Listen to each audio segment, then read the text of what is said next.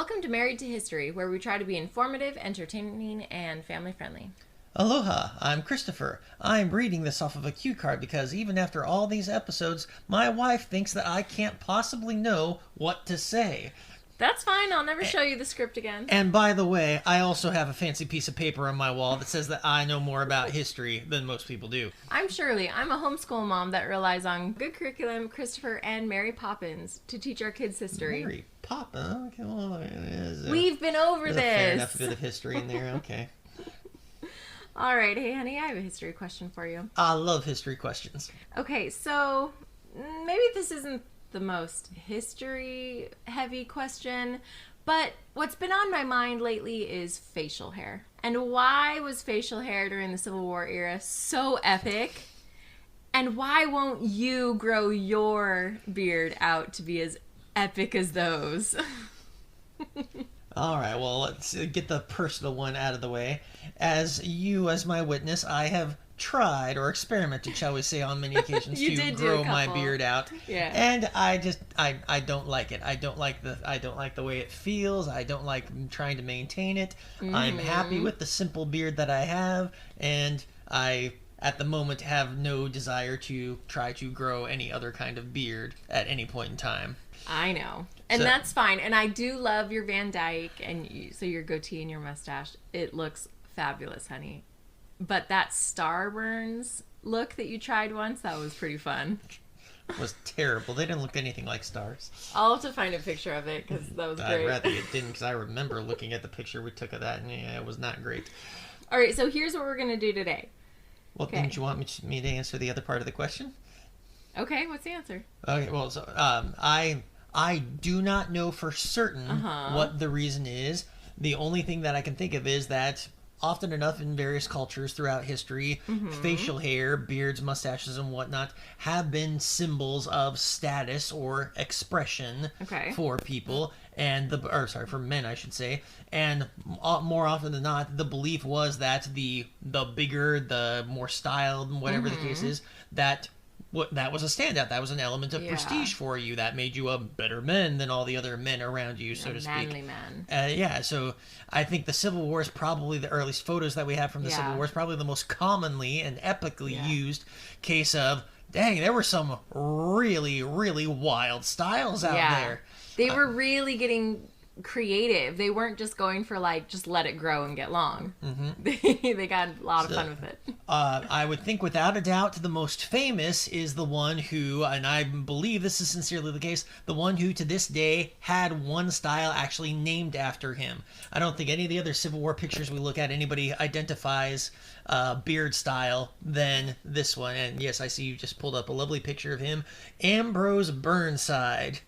I kid you not, sideburns are named after him, because as we can see from that picture, that dude, you could there's probably enough real estate that you could grow a successful farm on that beard. It really does stand out straight. Okay, so here's what we're gonna do, starting with Burnside. Okay. I'm going to show you photos that I found of people from the Civil War. Okay. And since this is an audio podcast, I'm going to get these photos up on our social media so people can look at them the same day that they listen to this podcast. So go to our Instagram, our Facebook, or our TikTok, and you'll be able to find all the pictures that we talked about today. So one more thing that I want to say about these things. You can tell from the diversity that we see, just in these pictures alone, that I dare say that this was almost like tattooing or like dyeing your hair, or the unique signature of it. So there was an element of artistic expression out there. Again, the individuality. People just didn't want to have a long, thick beard like everyone else has a long, thick beard. No, they wanted to have their own personal style to it that either people would copy off of them or was unique to them. True. Okay, so here's what we're going to do. I'm going to show you a picture. You're going to tell me who it is. If you don't know who it is, then we'll skip it. Challenge accepted. I have a lot of pictures, so we'll see. This will be a really fun challenge. Okay. Then, you and I are going to describe the facial hair for those who don't want to go look at the picture. Okay? And this is where we can have some fun. And then, I want you to tell me which side of the war they were on. Okay. And one quick fact about them. We do not have time to give full biographies on all these men. That is a dangerous limitation for me. Exactly. That's where I'm going to have fun to see if you can keep it short. Okay. All right. So Burnside. All right. So Ambrose Burnside. He was a general, fought for the Union. He was at the First Battle of Bull Run. He became commander of the army after the Battle of Antietam, when Lincoln first fires McClellan. Okay. I don't know why I was saying that. And aside from his facial hair, he is probably most famous for the disaster that was the Battle of Fredericksburg. He got his army embarrassingly destroyed at the Battle of Fredericksburg. That stinks. The simplest thing about it was that he was the commander that ordered large numbers of his men to march uphill across open ground while they were under artillery fire the whole time, and while the Confederate soldiers were hiding behind a stone wall. Dang. Yeah. So not a good move for him. No. Yeah, and he resigned shortly after that. Still went surprised. on to be a successful. So he wasn't the boss anymore, but he still went on and had a successful career for the rest of the war. But pretty much everybody, they remember the blunder of Fredericksburg, and then they think that he disappeared. Ooh, shoot. Okay. Next. Oh, and we weren't going to describe his beard a little bit more? Oh, yes. We need to talk about his famous sideburns. All right, so if I were to describe his facial hair, first off, his chin and the front of his neck at least are clean and clear. Completely clean shaven. He's got I'd say a modest mustache over his lips, but then from there, all the way along his cheek and then up to his ears, I'd say these things are like wings. If the boy attached a nose to his propeller, I dare say he could go flying. That's so good. And he's also a very bald man. Yes, and that helps. Or that adds to the look, because you've got the high forehead, and his hair just swoops down from the back of his head around his cheeks to his mustache. And his mustache is clean. Like, it's trimmed. You can see his lips. Yeah. But all the hair on his cheeks is standing straight out. Right. It's epic. Okay. Next. All right. Here we have... Don't tell me who it is. Oh, well, you know, and I have them labeled, so don't look at the top corner. The labels aren't available on the picture. Okay. Oh, I see. Okay, well, anyway, this is Hancock, John Hancock. Okay, easy. So, John Hancock? Not John Hancock. Winfield Hancock. No. Was this Winfield Hancock? I don't remember his first name. Yes. Winfield, oh, okay. Winfield Scott Hancock. Winfield Scott Hancock. That's what I was going to say, Scott, too. Okay. So which side was he on? He was on the Union side. I don't remember every battle that he was present. I believe he was present at Antietam, but he gets most of his fame for the Battle of Gettysburg. It was his troops on Seminary Ridge that final day of the battle that defeated Pickett's charge and ultimately destroyed Lee's army, so that Lee was forced to retreat from the Battle of Gettysburg. Meade, a general named Meade, who may or may not be on your list, he was the commander of the Union Army at that time. But I often, and this is a legitimate case for bias for me probably, but I often teach my students that this guy really deserves the credit for that day, because while I talk about it was his troops that were there, it was his corps that was defending the hill on that third day. He contributed to other parts of the battle as well. Okay. Okay, and if we're describing his facial hair, he's got what, again, I would say is a very modest, thick mustache, but nothing too flashy special about it. It comes down, covering his top lip, but it extends a little bit, but not all the way down. Okay, but then, and then his mustache is not connected to his beard. His beard is only on his chin and appears to go down fairly thin and scraggly. Right, it's not very thick. I'd say it's a lot like he's got kind of a thin paintbrush, a long thin paintbrush on the end of his chin. So his facial hair is not one of the more standout ones. It's not the most epic. There's some other guys on this list who have a very similar style, but theirs look more polished than his. Okay. So we'll get to them. Okay, next we have... Oh, you got me. I do not recognize that man. Okay, this is Adelbert Ames. Oh! Have you heard of him? Colonel Ames, yes. He was in command of the 20th Maine. So the 20th Maine was the regiment that eventually, it also gets its fame at the Battle of Gettysburg. That was the regiment that was on top of Little Round Top on the second day of the battle. The 20th Maine was the regiment that held the absolute flank, the absolute end of the Union lines. And despite running out of ammunition and being massively outnumbered, they didn't run, they didn't flee, and they actually ended up not just surviving, but they actually ended up winning and charging downhill famously, despite the fact that they didn't have ammunition, taking a lot of prisoners.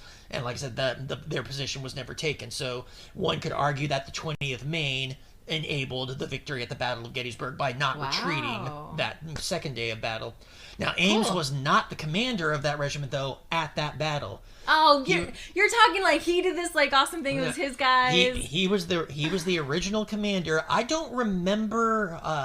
He was the original commander of the 20th Maine. I don't remember what happens to him. I don't think he gets killed. But whatever the circumstances were, by the time of the Battle of Gettysburg, Joshua Chamberlain, who is I believe he's a professor, a philosophy professor, maybe a law professor. He was a philosophy or a law professor. I don't remember which.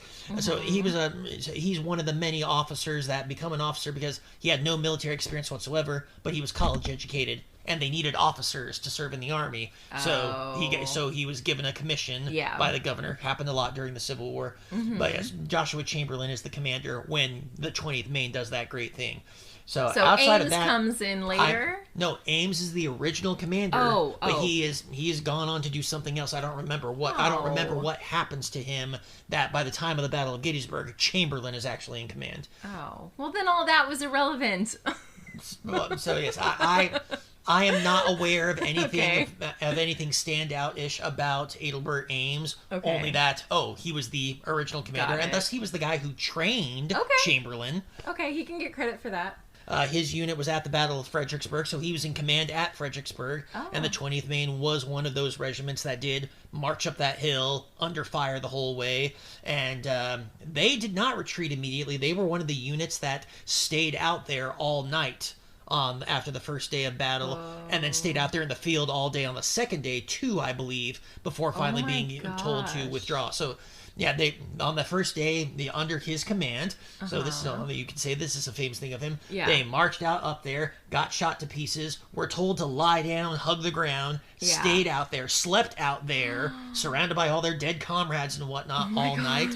On the second day, stayed out there, hunkered down, hiding behind the bodies of their own troops and whatnot, taking pot shots as the Confederates were also taking pot shots at them. Stayed out there all morning again, and then on that second night, finally got the orders to withdraw. That's terrifying. Okay, I don't think I could have done that. Spend all day out in the field within firing range, using the bodies of my own comrades to try to shield myself. No. Yeah. That's awful. Okay, his hair. What we're really here for. The facial hair. So he has got quite the thick mustache. I would describe that as being a Dr. Seuss type mustache. It's very, very thick. It's very long. It covers his lips, almost goes down on its own, like overlapping his beard. He does have a beard, but it's very, very small. Well, it's thin. It's a thin strip. I don't remember what this little thin strip is called. And once upon a time, I knew the name for it, but I don't remember what it's like a soul patch that he let grow and grow. Sure, it's a little bit of an overgrown soul patch, we'll say. But the rest of him is like clean shaven. Mm-hmm.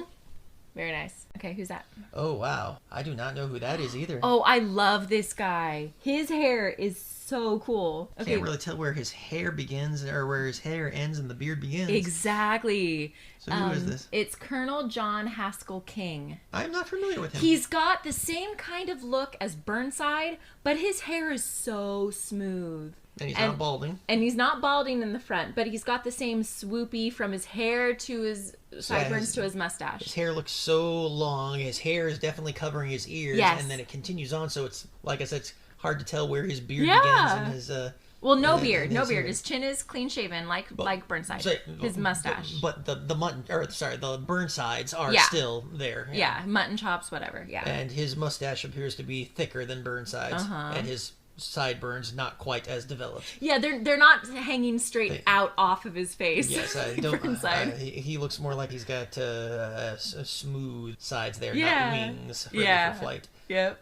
Anyway, so we don't know anything about Colonel John Haskell King. No, I'm not familiar with him. All right, we'll move on. All right, who's this? Oh, this one I should know because his whiskers are epic. So even though I can't identify him, we should talk about him. This guy's like Yosemite Sam, but his beard's going down. I don't remember. Did Yosemite Sam's beard go down? Did he have a beard? Yeah, yeah. Oh, sorry, the mustache. Oh, yeah. Okay. Yes. This guy, that guy has handlebars, so the low-hanging handlebars, but handlebars nonetheless. Yes. All right, what's his name? It's Major General Alpheus Williams. Nope, can't say I'm familiar with him either. Okay. Can you tell from the uniform if he's Confederate or Union? Most likely he's Union because of the dark color. Okay. Yeah, so his hair isn't that thick, or his mustache isn't that thick, but it is standing. It looks fairly wiry, but it's wiry, it's defined. Yeah. Yes. So his mustache goes down, and then and then it looks like he's got a fairly decent goatee there at the bottom. Little triangle. It's longer than his chin. I'd say it looks like just a little bit more than whiskers, though, on the rest going up to his ears. Yeah. So after you get past his handlebars there, then it just looks like he's got a scruff. Yeah. For the rest. Who's him? Jeb Stuart. Jeb Stuart. All right, so that man had you could probably stab people with that thing. So no, because it looks soft. It looks so but thick. But it's so thick. Yeah. Yes, he has gotten. I think probably almost anybody that's ever heard anything about the Civil War has seen this. Yeah. So yes, his beard is impeccable. Very, very, very thick. Almost pointy as it goes down to, let's say, about the length of what a tie might go. Oh, okay, well, not quite that long. No, it's not that long. But it appears very, very thick going down from his chin. Yeah, it looks so dense, but and it looks so smooth. His mustache is fairly dense as well, like a type of beard where, at least in this picture, his lips are barely visible. Yeah. And you say it goes down to a point, but it's so thick on the sides, too. I think a common enough joke with him was the only thing bigger than his beard was his hats. Really? Yeah, if I remember correctly, he had a reputation for big, flashy hats. Or at least the feathers or whatever that he put in his hat. So they put those big, fancy feathers that they put, those were ostrich feathers. Yeah, just to show your status or your riches. Yeah. Like other things, it was the style. I think a good common enough consensus with him was that he decided to use his hat, if not his beard, too. All right, so which side was Jeb Stuart on? Jeb Stuart was a Confederate, the famous Confederate cavalryman. He earned a reputation at the first Battle of Bull Run, or the Battle of Manassas Junction. He was one of the cavalry units that was there that helped win that battle, and that's how he got notoriety. Ended up becoming the overall commander of Confederate cavalry during the war. Okay. All right, that one there, that's Pickett. Which side? So Pickett was for the Confederacy. All right, and what should I know about Pickett? Pickett's Charge, third day of battle at Gettysburg. So a lot of people think that because it was called Pickett's Charge that it was all Pickett's fault. No. Wait, is this a good thing or a bad thing? This is the thing that he gets remembered for, but I think it's a bad thing that this is what he's remembered for. Okay. It's called Pickett's Charge because Pickett's division was the fresh division that showed up on the last day of battle. The other units that contributed to it had already seen action in some of the previous days, and so that's why it gets its name, Pickett's Charge. But Pickett did not order this charge. Lee ordered this charge, and after it was over, Pickett's division is slaughtered. He does not have a division anymore, and he goes on for the rest of his life cursing Robert E. Lee. That one of his more famous quotes, he says, "That old man had my division slaughtered at Gettysburg." Oh my gosh! So yeah, to the best of my knowledge, he never defended Lee. But if I do recall, I heard this story one time, and I think it got mentioned in a movie also that they did. I believe it was the movie Gettysburg. Yeah. But supposedly, Pickett graduated last in his class, dead last at West Point. So the worst candidate they had. But what do we call a doctor who graduates last in his class? Doctor. But if I remember correctly, he ended up becoming the most high-ranking of anybody in his class. What? And on at least a couple of occasions, I believe he fought his former classmates and defeated them in battle. See, some people are good at on-the-job training, not so much in the classroom. I think this is a good example of, there are some people that are field learners or field capable, and other people that are classroom learners or classroom capable. Just because you're going to be the best architect in the classroom doesn't mean that you're going to be designing the buildings that are going to withstand thousands of years. Yeah. All right, tell me about Pickett's hair. Well, nothing too special about his mustache, but he's got a decent enough, scraggly, and I would say almost a square beard coming off of his chin. It really is quite squared off. Yeah. It almost touches his chest. But yeah, and you've got a little bit of skin right there below his bottom lip visible. All right, and who is this? This is Hood. All right, tell me about Hood. All right, so well, Hood, like Pickett, Hood was at a lot of the early battles of the Civil War, a lot of the battles of the Civil War which on the side? Confederate side. Confederate. So Hood was famously, though, from Texas, if I remember correctly, and I think he was the only Texas commander that achieved a major rank that was at least fighting in fighting in the Eastern Theater with Robert E. Lee. I Okay. think most of the other Texans stayed in Texas, but I might be remembering that wrong. But Okay. so I know he's at Fredericksburg. I know he's at the 7 Days Battle. I don't remember if he's at Bull Run. Probably. Okay, so probably the most famous things for him, he's going to lose both an arm and a leg, I think on opposite sides during the course of the war. Yeah, Ouch. I believe he loses an arm at Gettysburg and then he loses a leg. Some battle after that, I don't remember exactly where. Wow. He is the one who will be given Fort Hood is named after him. Oh, I've heard of Fort Hood. And he is the one who's going to be given when Sherman is on his march to the sea. The original Confederate general in charge of stopping him is Joseph Johnson. Okay. But after Johnson has failed, and really there was no way for Johnson to succeed, he was outmanned and outsupplied, outgunned. So there was no Outnumbered, outplanned. Yes, sing the song. Why don't you? You It's know too you late. want to. Go ahead. Yeah, so Johnson, I think, was doing a really good job given the limitations he had and the superior elements that Sherman had at his command. But because he was failing to actually stop Sherman from marching down into Georgia, Johnson was replaced with Hood. And where Johnson was trying to fight a defensive delaying action because he knew that attacking Sherman was suicide, Okay. Hood is a very aggressive commander. Hood goes right at him Whoa. and gets his army slaughtered, and now Sherman has a free hand to just march through Georgia. So it was probably going to happen either way.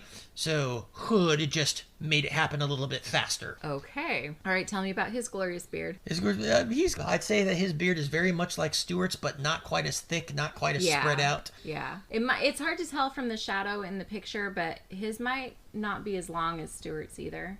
Yeah, I don't think his is as long as Stuart's. Yeah.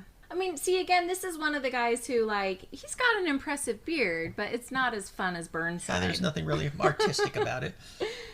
All right, what else we got here? Oh, there's Custer. I think he's got a decent mustache for the time, but no beard there. Looks like he might have a bit of a soul patch. Yeah, Custer almost has a soul patch. That's interesting. All right, so I just know about Custer's last stand. I mean, I don't know about it, but I've heard that before.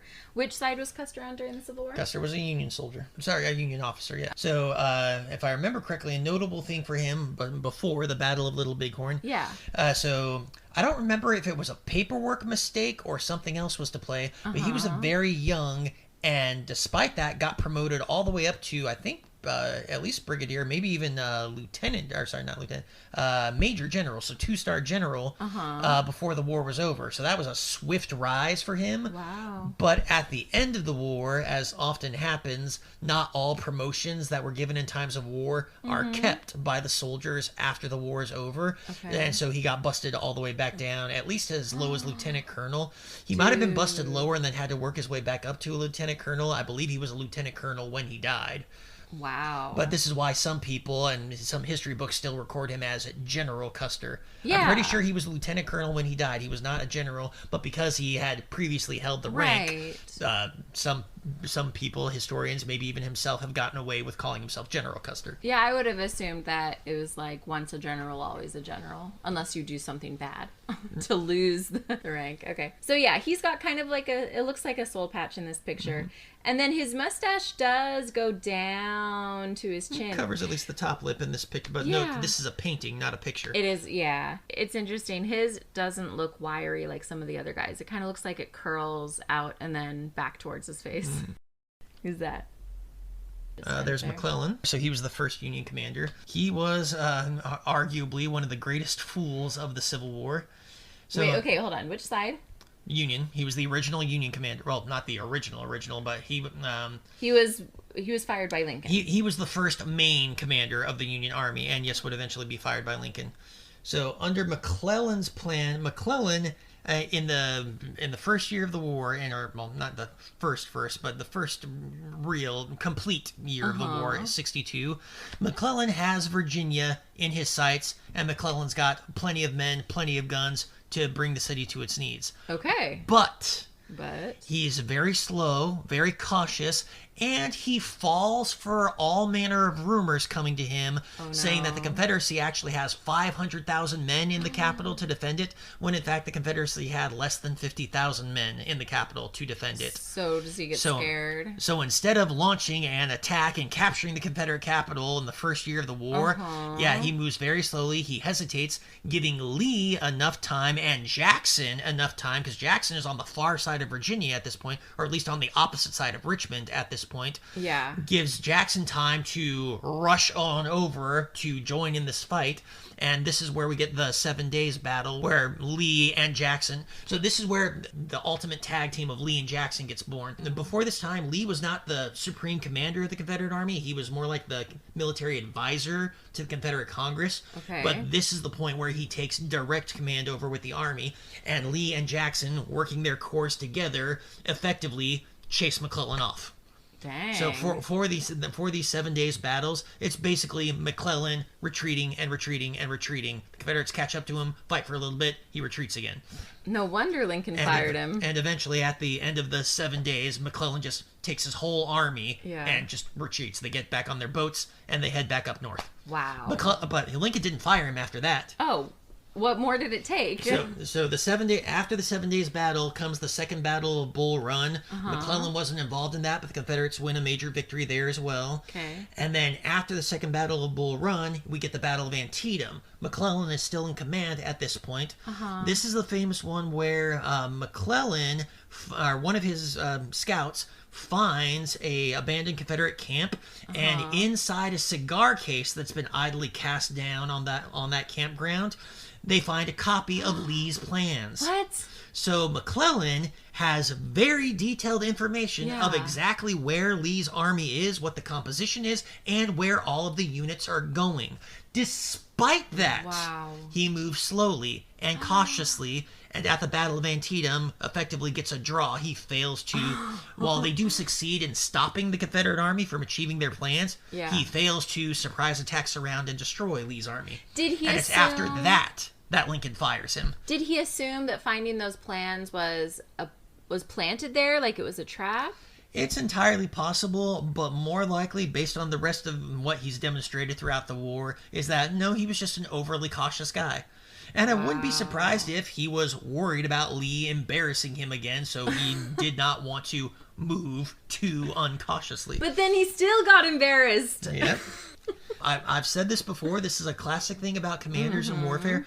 A lot of times we tend to think that, oh, so-and-so was a brilliant commander. Robert E. Lee, Stonewall Jackson, they were brilliant commanders. Now, I'm not saying they weren't brilliant, but more often than not, the commanders that we get this idea of, oh, they were brilliant, it's not so much on their own merits that they get this reputation, but the fact that they got paired against an idiot or a person who made bad choices. Yeah. A lot of the credit, at least in the early merits of the war, that one could argue that Lee and Jackson and some other people are going to get, it's not so much because they were brilliant beyond measure, but more so because their competition wasn't that bright. That makes sense. All right, tell me about his hair. There's really nothing too special about his hair. He's very much clean shaven. He's got a decent mustache, fairly thick. Again, covers that top lip and kind of goes down a little bit beyond the lower lip on the edges. Similar to Custer, but not as long. But then he's got a little soul patch underneath that. Yeah. Now, if I remember correctly, that's actually a style that Americans take from France. I was going to say, it looks French to me. Throughout history, France has been the fashion style, even in matters of facial hair. Yeah. And we keep saying soul patch. His hair does go... So I don't know if that's what they actually... I don't know my beard and No, I don't mustache either, terms. but no. Like, a soul patch is a I play those games tiny... these days where you get your character and they allow you to tailor the facial hair. And there's this long list of styles. I'm like, I have It tells you the names? It gives me a long list of names. I have no idea if those names are correct. I assume they are because I don't know any better. But it's this long list of names. Like, I have no idea what any of those are. So I still got to go through them one by one. Like, Right. All right. Well, those two look the same. I guess it's slightly thicker, slightly more curved. Right. Well, so my understanding, the soul patch is just like a little, like a... maybe Just a little strip. Yeah, well, not even a strip, just like a tiny little square right underneath your bottom lip, above your chin. Okay. So this is in that placement, but then it does extend down to the bottom of his chin. Quite thin, but yeah, it's there. All right, we can end there if you want. Or is there anyone you can cool. think of that we must address? That we must address? No, but like I thought that you were gonna try to stump me on some of these. I thought you were gonna throw out a bunch of West Coast theater guys at me. No. Like, no, I can identify West Coast theater guys. No, you know what I did? I searched Civil War facial hair, and I picked the pictures that looked the coolest. No. I had no idea who the guys were. I think with Forrest, it wasn't so much his facial hair, but the combination of his facial hair and, at least in my mind, kind of almost like a Burnside sideburns, but on the back of his head. There, because like his hair seems to come straight down to about just above his ears, and then he has like a cone, or not a cone, what am I gonna say, like a life preserver or something surrounding the back of his head after that. Well, but then, And so I've always wondered if that was hat hair. Oh, like helmet hair, yeah. So Nathan Bedford Forrest, he's also got this glorious like curl on the top of his head. Is that him again? Yeah, that's Nathan Bedford I don't Forrest. recognize him. There. Yeah. Yeah, so his hair on the top of his head, it like curls around on itself. I'm too used to the other picture of him where I don't see his hair at the top of his head. Which fluffy. picture? That one right there. That's the most common one that I've seen of him. Yeah. So let's see here. Famous things about him. He was a founding member of the Ku Klux Klan. That's probably his most famous thing. Second most famous thing about him, he was also a very skilled cavalry commander. If I remember correctly, there's a story about him. He rode too far ahead, as some commanders did back in those days, too far ahead of the rest of his men. And then when he noticed that he's like surrounded by Union soldiers, or at least very close to Union soldiers, and his own men aren't anywhere to be seen, if I remember correctly, he grabs a buck private, pulls him up onto his horse, and uses him as a human shield as he rides away. What? That's messed up. Oh my gosh. Dude. It's been a while since that was one of like the early stories that I remember reading about, so I might be getting some of the details on that wrong. Wow, that's amazing though. All right, and his beard. See, I'd say he's got a beard very similar to mine, though his is a lot thicker on the bottom in particular and grows down further than I allow mine to grow. Like, I let mine just cover the skin, really. I don't let it grow any longer than that. And his mustache is neatly trimmed, but it does connect to his beard. Mm-hmm. Nice. All right. Was there any other names that you said that I should look up? None that I think are particular. Like there are pictures of men. They're pictures of generals that I know I would recognize. They're not. There's nothing particularly special about their facial hair. And that's all I care about. Johnson has a nice enough mustache. Bragg has, I believe, I like Bragg.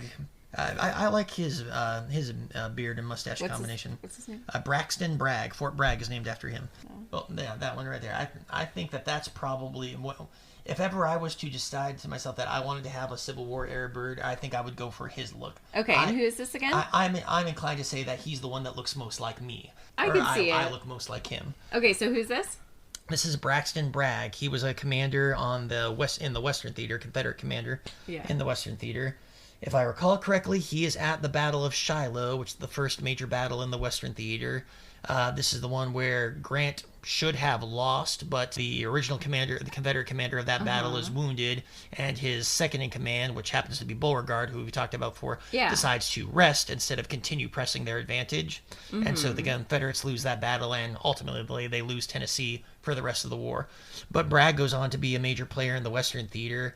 If I remember correctly, he's in overall command of the Western Theater, or at least eventually becomes overall command of the Western Theater, and he gives the Confederacy its last major victory in the Western Theater.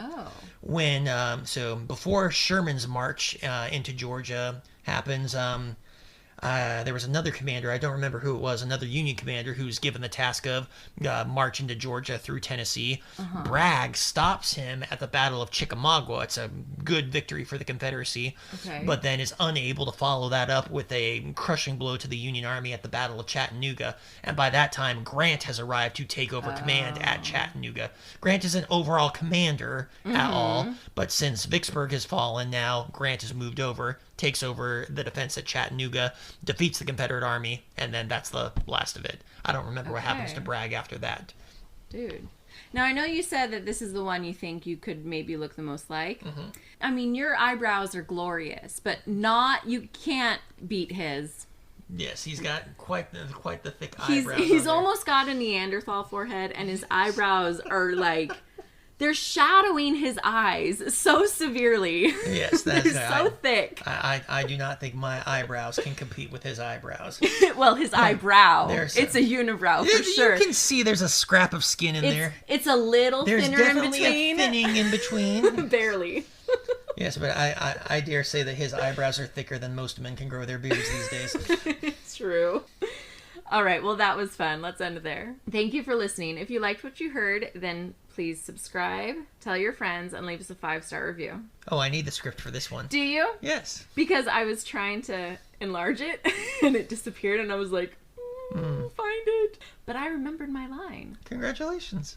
If you'd like to hear a future episode with more information about today's topic, contact us on Gmail, Facebook, Instagram, or TikTok at Married to History Pod.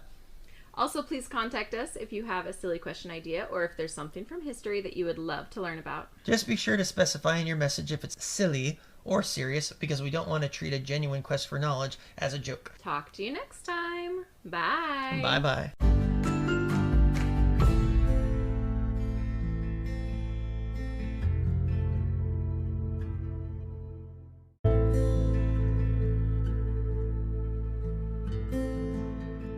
Nope, don't know who that is. That is Major General Hiram Bearden? Burden? Bearden. All right, him.